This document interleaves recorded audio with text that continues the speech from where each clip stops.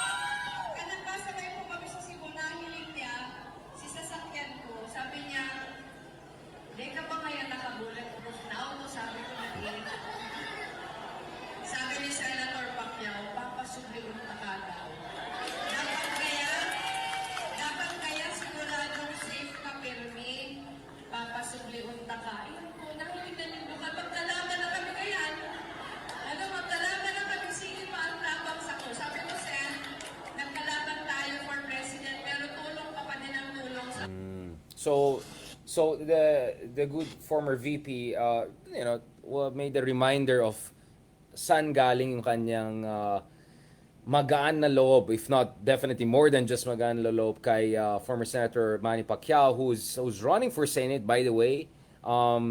He did slid a bit dun sa mga surveys recently, but he's very much competitive to enter. And remember, he's running as Alianza on the administration ticket, meaning expected na the final vote will that come election day, things will be more in his favor than not. Because iba talaga pag nasa admin ka, diba? Um, like, if you're in the admin, not only is there the machinery, also protektado ka from kalokohan, diba? So, although pasok dun sa ibang survey medyo labas, mataas pa rin ang chance ni Senator Manny Pacquiao to return to the Senate. So again, so ito ulit yung context ni so ito yung context again ni VP Leni Robredo's intervention.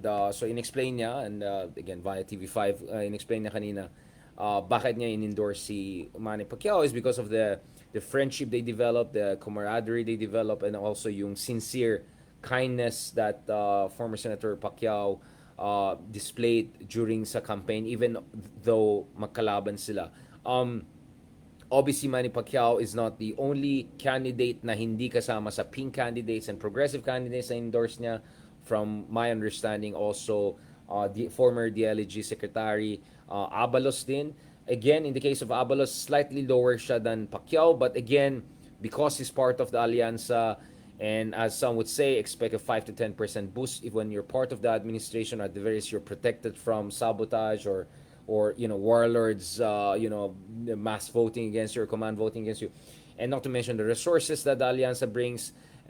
So that means actually, if you look at it, both Abalos and Pacquiao are very, very competitive, even though they're not doing as well as they would want to. Even though surprisingly, Pacquiao actually has been going on a downward trajectory over the past few months, but nevertheless, so both for Pacquiao and for Abalos, this means a lot. Because just as I mentioned kanina, Leni Robredo has tremendous amount of she enjoys tremendous amount of respect. In fact, may Totka effect across the country.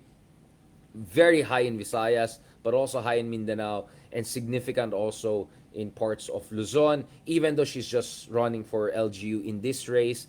But again, she's a national figure. May endorsement power si Leni Robredo. So, the other week, nakita natin yung Sara Aimee one. As I said, I'm not sure how that made sense. It made sense only in the sense that, well, if Aimee makes it, which we'll discuss very shortly, then sigurado si Sara na she'll have at least one protection, if not, more than just a vote in her favor should things move towards impeachment and other things sa darating ng Senado, sa next Senate, no? So maybe that's what Aimee brings for Sara, and in the case of Sara, of course, Aimee is hoping that Sara can corral enough people from the DDS camp to consolidate behind her. As we discussed with Sir Ronald, tayo in different platforms, medyo risky yan for both of them, because if Aimee loses, it reflects badly not on BBM anymore, it's going to reflect badly on Sara. We also know that many mga leaders within DDS camp are not sold on Aimee Marcos, whether it's Honilet, the common law wife of the former president, whether it's Salvador Panelo, the former spokesman, chief legal advisor of the president. There are a couple of people within the DDS camp na hindi sila sold, basically, hindi sila convincido na they have to go for another Marcos. At the same time, we see there are certain efforts to make this work. I think on TikTok, on different platforms, you see etong idea na, sige na nga, dahil kahit ayoko pa rin sa mga Marcoses, dahil in-endorse ni Inday at mahal ko si Inday at may tiwala kay Inday, sige na nga, maybe I'll go for another one. But as I said, medyo suspect yung strategy na yan. As I said, maybe Sara brings much more to the table for Aimee, who's desperate now to be within the winning range. And the fact that Aimee is no longer with the administration side, she will not be benefiting from the machinery of the state and every advantage that it comes with it. So Aimee clearly is desperate. And in the case of Sara, maybe she's also desperate in a sense that she wants to make sure that she has as many allies as possible sa darating na sa Senado. I mean, let's just be brutally honest. Real talk lang ito, di ba? Because otherwise, I don't know how this makes sense. Why would Sara endorse someone who's so struggling in the surveys, and not to mention carries the same family name of or comes from the same family na ina-attack ng mga Dutertes? Kaya nga sabi ko, actually sobrang lalabas na hipokrito ang vice-presidente natin ngayon, because, well, I thought galit kayo sa Marcos dictatorship legacy, and then biglang okay ka pa rin dun sa isa pang Marcos just because naghihiring siya na basically in favor of your dad or something. But it gets more like, it makes a mockery out of this whole DDS suddenly anti-Marcos people power turn, right? So it's a big risk on the part of Sara. But again, real talk, it makes sense for Sara in only insofar as if it works, then Amy for sure will be a very loyal ally and friend for her sa darating na Senado. So forget about objectivity, about what some see as the preponderance of evidence in terms of yung mga alleged kababalaghan na nangyari sa DepEd nung time na ng pamumuno ni Sara Duterte sa DepEd, among others. Okay. Of course, as I mentioned kanina, like, tingnan mo yung mga survey, how can survey make sense when like, mas tumaas pa yung satisfaction ni Sarah nung wala siyang basically any real portfolio, right? Parang satisfaction saan, right? Satisfaction saan, right? Exactly. So, kaya minsan ayoko rin seryoso yung mga survey. But having said that, what is clear, at least from what we gather, is that Leni is very important. Leni has an endorsement power. And definitely, if you're Pacquiao, who is within the range but not doing as good, you want to get the Leni votes behind you, or at least some of the Leni votes behind you. If you're Abalos, who is competitive but still not doing as well, you want the Leni vote behind you. And uh, alyansa to mga to, administration mga to, and so it you know, uh, so in a sense, you could imagine them, despite the fact that they're quite strong in the service or not doing as well as they should do, they can still make it to the Magic 12 come the election day because of the fact that they have the incumbency and the machinery of the state behind them. And they're already within the range. Or in the case of Pacquiao, at least pasok sa top 12 dun sa ibang surveys na nakikita natin. Alright?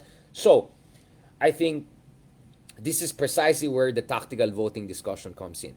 Now, speaking of tactical voting, kaya nga, consciously we're saying tactical voting, not like purist principled voting, right? And this is where you can see the leadership of Leni Robredo, and I would say also her political savvy, right? The timing is very important. Why is timing important?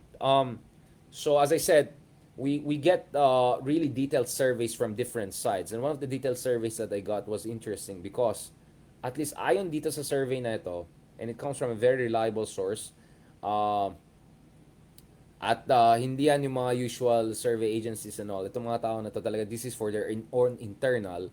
Kaya mas may tiwala pa ako to kasi this is really for their internal lang. Actually, interestingly sa survey na ito, ang lumalabas is up to 21% ng mga voters, 21% of voters actually make their final decision on the election day mismo. So that means what? More than 2 weeks removed from election day, you may have up to a quarter of your voters na hindi pa rin decided. Especially when you're talking about Senate kung saan 12 yung options mo, right? And I'm not sure how many people will fill up the 12, but I think up to this point, my favorite na each person, but filling it up to 12 or up to 8 or up to 6 or even up to 4 and 5, ang dami pa rin pwede mag-decide up to election day. So these are the numbers that we're seeing right now. That up to 21% of people decide on the day itself. On the day itself, right? So kaya mahalaga yung intervention ni former Vice President Leni Robredo, Attorney Leni, because we're still way removed from the election day, and for all you know, baka 25-30% of people are still undecided. And if you're Manny Pacquiao and your Abalos, who can expect around 5 to 10% bump, Alianza, and then could expect a few percent bump because of the Leni endorsement, then boom, suddenly you are feeling good about your chances. Right? Now, on the part of Leni, why did this make sense? I think the good former vice president has a reading of the situation that I would hazard to say, I would dare deign to say, maybe similar to our reading, which is, okay, Bam, good chance, Kiko, good chance, not sure, good chance, and then there are a couple of other rising stars, si Heidi, among others. But you want to get as many people as possible in the next Senate who will vote on the right side of history. Now, when it comes to Manny Pacquiao, maybe I will, how should I put it? Maybe, about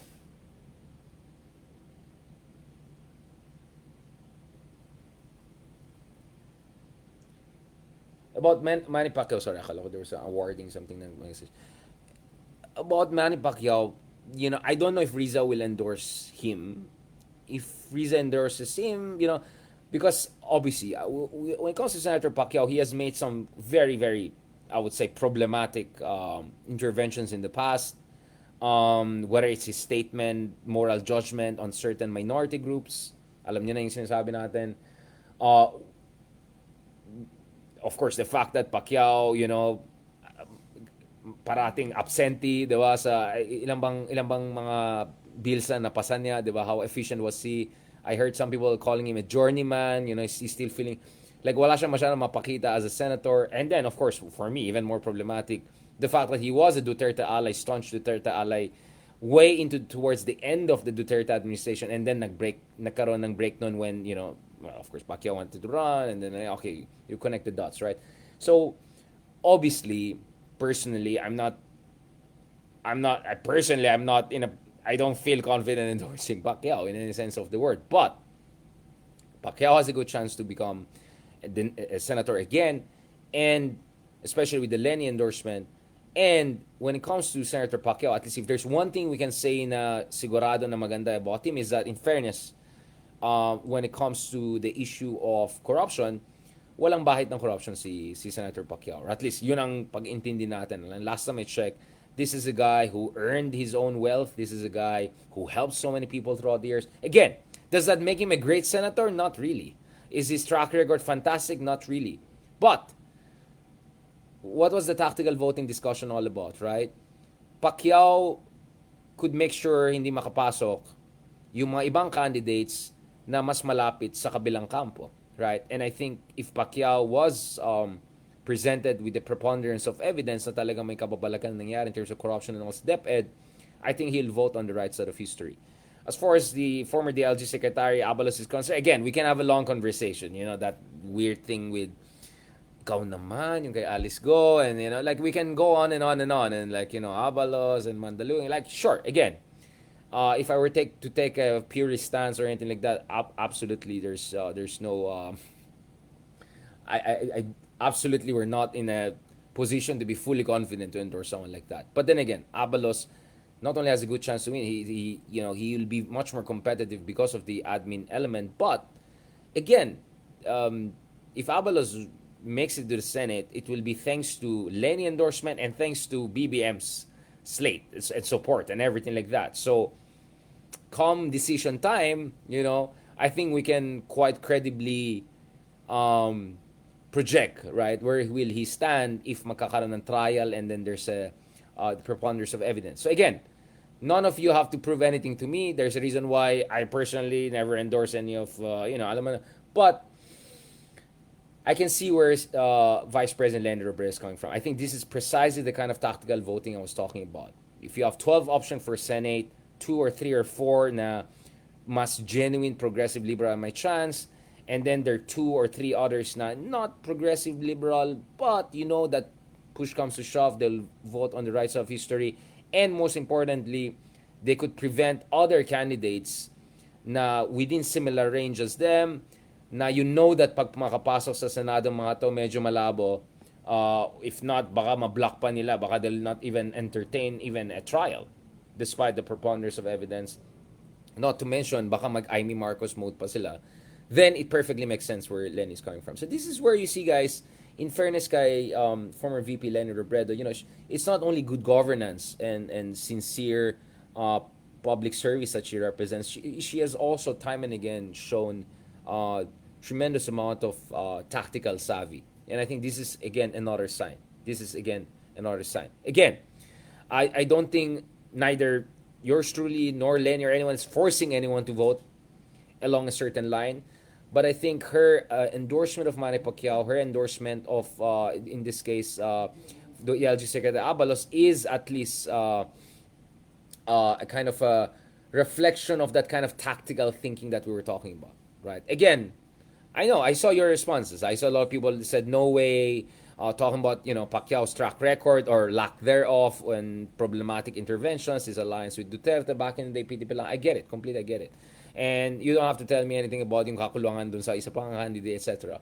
But again, remember, this is not only about a referendum on Marcos. This is also about, will there be enough number of independent-minded or right-minded senators in the next Senate to make sure that to begin with there will be at least a movement towards accountability, because as of now there's not even that movement. I mean, forthwith, ilan buwan na yung forthwith na yan? 3 buwan na, mag-aapat ng buwan na, di ba? I mean, it's crazy. So, basically walang kwenta yung status quo when it comes to the issue of accountability on that front, on the forthwith front. But you want to get as many people na hindi beholden sa Dutertes or hindi questionable ang moral and political positioning inside. So that's where the tactical voting comes from. And I think that's exactly why Leni is right. From a tactical, strategic, well, not strategic, but tactical, realpolitik point of view, which for me also shows maturity of political leadership. Because it's so easy to be pure and perfect and all, and just, be happy with your moral purity and all. And at the same time, the world is going to hell, right? Um, that's why politics is about hard choices, guys. Politics was never about black and white all the time. There are issues na black and white, like, yeah, EJK is wrong, period. Black and white question, yeah. But in terms of alliances, grand coalitions, alignments, those things are tactical questions. There's a war of maneuver, there's a war of position, right? Now, having said that, sabi ko nga, itong election cycle na yan, it's gonna be very difficult. Again, there's a very high chance na kahit isang progressive candidate na hindi papasok, there's a very high chance na the next Congress and next Senate will be even more problematic than what we have right now, which is, my goodness, kahoror. But there's also a very good chance that if tactical decisions are made and tactical voting happens, you might get just good enough combination of people in the next Senate so that you can at least act upon or operationalize yung forthwith na yan. Do you get what I'm saying? So in fairness, I think it was quite an act of political courage for VP Leni to come out. Precisely because, as I can see in the comment section, there are many people who are not happy to vote and will definitely not vote for some of these candidates endorsed by Leni. But Leni took that chance. So I think that's a sign of leadership, and I think she has to take credit for that. Then comes even the more difficult question of tactical voting in terms of how do you make sure the good party lists make it? Because remember, sa Senate, you have 12 options. Sa party list, you can only choose one. And when you can only choose one, how do you make sure that the good candidates get in? Right? So remember, Chel Jokno is Akbayan, but Akbayan also has second and third nominees. And kasama dun sa 3 nominees is yung kasalukuyan na Congressman Percy Sendanya, who we had on this show on multiple occasions, and yung sponsor ng first impeachment complaint, and someone very principled, very passionate, Palaban. And then you have the Mamayan Liberal, tatlo, di ba? You have, of course, former Senator Laila De Lima, and then you have, of course, former Congressman Maguilat, and then former Congressman Tanyada. I mean, these are not lightweight people when it comes to their legislative and political advocacy and progressive track record. I mean, and in the case of Senator De Lima, I mean, she's a hero to a lot of people, right? Precisely because of the thing. And then you have Magdalo. Again, I know that some people, I remember, anong term na ginamit ni Kristan dati, sabi niya cringe daw siya kay. I understand, like military, dati mga kupla, I get it. But don't forget, si Gary Alejano ng Magdalo, for instance, yung first nominee nila, for instance. This was a person na kasama ni Senator Trillanes when they filed ICC. He's the only one I know, or at least the first one I know in the Congress who dared to file impeachment against Duterte for abuse of power at the height of Duterte's power. So that was quite a courageous move, to put it mildly, on the part of Gary Alejano and the people from the Magdalo party lists, right? Who, by the way, were in prison for their wrongdoings and their extra constitutional coup attempts in the past, but they proved their mettle and their commitment to constitutional democracy over the past decade or so, just like former Senator Trillanes, who's running for mayor right now. And importantly, in the case of former Congressman Gary Alejano, this is someone na hindi lang patriotic sa West Philippine Sea, former Philippine Navy yan. This is a person who stood up to Duterte in the scariest days, and this is a person that, together with Senator Trillanes, was one of the groups that filed communication sa ICC, which made it possible for Duterte to end up there. So now ang tanong dito is, how should progressive pink, whatever voters you want to call them, how should they make sure that they divide their votes enough to make sure na makapasok lahat ng mga matitinong kandidato na party list? Because you can only vote for one.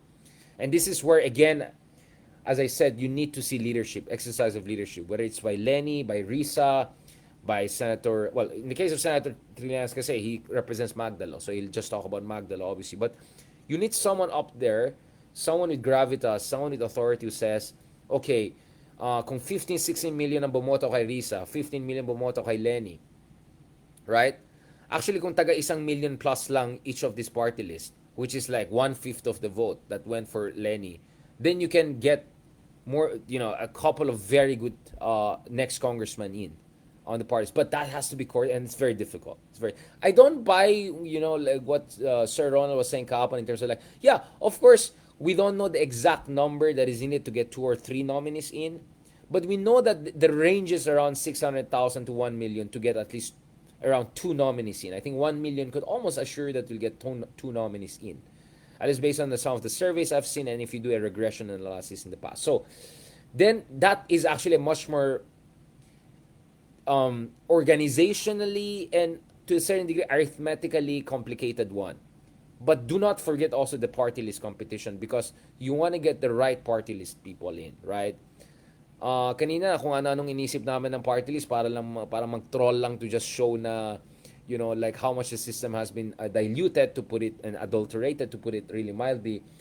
But the good thing is there are good progressive folks with very, very high caliber. The case of Chel Jokna, look at the caliber he brings. In the case of Percy Sandan, look at the caliber he brings. Look in the case of Senator De Lima, look at the caliber they bring. In the case of Gary Alejano, so you have to look at those things. So I think it's time really to have this kind of serious, tactical, organizational, and arithmetically sound conversation. Otherwise, ang makakapasok sa next Senate mo ay alam mo na, yung mga naghahanap ng bakanteng yung sa kapatid niya, parang di ba si Mama OG, meron siyang lista na sinong ayaw na bubotohin, yung mga blind item style. Right? Kailangan ba natin pangalanan, di ba? Yung iba na hep-hepuray na lang siguro gagawin at medyo pick with mga ka-DDS natin ngayon, di ba? You know what I'm saying? And sobrang excited natin na shutdown yung franchise ng ABS-CBN. Of course, who are these people, right? So, and then you go to the party list situation, my goodness, kulang na lang kung ano ng party list na lang gagawin ng, like some of the party lists, like how are these people representative of marginalized groups? It's a mockery of the entire system.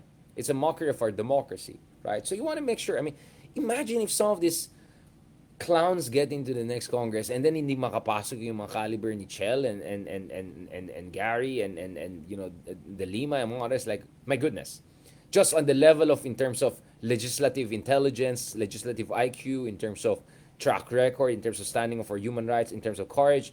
So don't forget the party list raised also. And I think dun sa mga leaders ng opposition, they have to really come out and try to organize something to make sure all of these party lists get at least 1 million or so votes. And that's just barely 1/5 of the total vote that went for Leni back in 2022. So it's not totally crazy and out of this world. But it has to be organized. It has to be properly coordinated. Hindi yan madali, but guess what, guys? In other countries, how do you think they beat populists? They coalesce. They create Big Ten coalitions. And Big Ten coalitions are inevitably riddled with compromise and difficult choices, or as Hillary would say, hard choices, right? Because it's easy to be pure and purist principled and just indulge in, moralistic narcissism. What is hard is making the hard choices, getting criticized for it, because you want things to move in the right direction. You want to nudge history in the right direction. Even if that means you're going to get backlash, you're going to get criticism, and you might end up endorsing the wrong people, thinking these people will make the right choice, and the next thing you know, they actually may not. So there's always that element of risk, of immediate backlash and long-term disappointment. Absolutely. But that's what politics is about. It's about wager. You have to make a wager. You have to take that list. It's difficult. Kaya nga sabi ko, maturity is an issue here. We need democratic maturity. We need political maturity. And we need leadership more than ever. If you want to make sure that there's just enough number of good enough people in the next Congress para naman may pag-asa ang mundo, right? Para hindi mawala ng gana ng tao. And as I said, this is the war of maneuver. And then there's the war of position, which is if you get good enough people, good number of good enough people into the next Congress, you can build on that for something even more transformative and yes, more principled and pure for 2028. Pero good luck sa'yo to have any momentum in 2028 kung 2025 palang wipe out ka na. Some of the party lists I mentioned, if they don't win any office, any seat this one, dissolve na sila. Basically, existential moment na sa kanila yan. Just to put it that way. Yung iba naman, bago pa lang, so baka kung wala silang mapanalo, mawala na rin. Diba? So that's what I'm saying, guys. Real talk na to. Real talk talaga to. Real talk na to. So I said, again, it's easy to be pure and perfect and wala nang pag-asa, basta ako pure and perfect. But we don't have the luxury for moral narcissism. Let's just be honest about it. This is real talk moment. These are difficult choices. It could backfire. It is backfiring. As of now, I can already see in the comment sections, it is risky. It is morally risky. It's politically risky. I understand completely. But that's what maturity and leadership is all about at this point in time. So I want to see more of that leadership that we saw from Leni Robredo today. There has to be more of that. Because otherwise, guys, good luck na lang sa atin. Good luck na lang sa atin. Unlike yung mga ka-DDS natin na nagko-comment dito, hindi tayo bumoto kay BBM because we were always clear-eyed about the Marcos dictatorship and his horrible legacy. Unlike dun sa mga kaplastikan at hypocrite natin ng mga ka-DDS na followers, we were always consistent in calling it out. And unlike dun sa mga kaibigan natin na iba dyan, we can distinguish between purgatory and the seventh circuit of hell. In the Dante Alighieri's literary imaginary, right? If I can put it that way, right? There are levels to this. All right. So and speaking of levels, the level of hypocrisy I see from our KDDS friends, right, who supported the Marcoses, helped them to come back to power, and then now supporting another Marcos and trying to justify that, walang tatalo sa that level of hypocrisy. To talk about independence from US, pero tuta naman dun sa kabila na binubuli tayo sa West Philippine Sea, that is hypocrisy.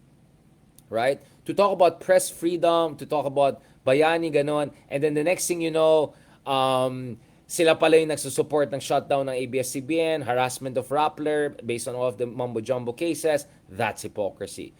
You want to talk about budol and hypocrisy? Let's talk about the drug war, right? 99% ng mga victims ng drug war ay mga poorest of the poor Filipinos.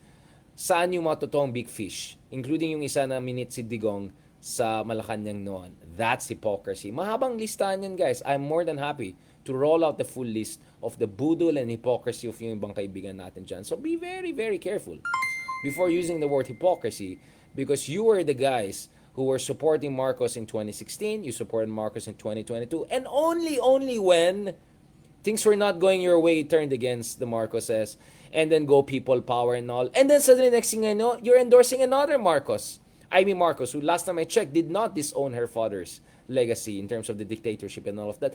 That is hypocrisy, my friends. That is hypocrisy. So, maayos-ayos naman kayo sa buhay kasi namumulat na yung mga ibang kaibigan natin. So, again, Leni was right.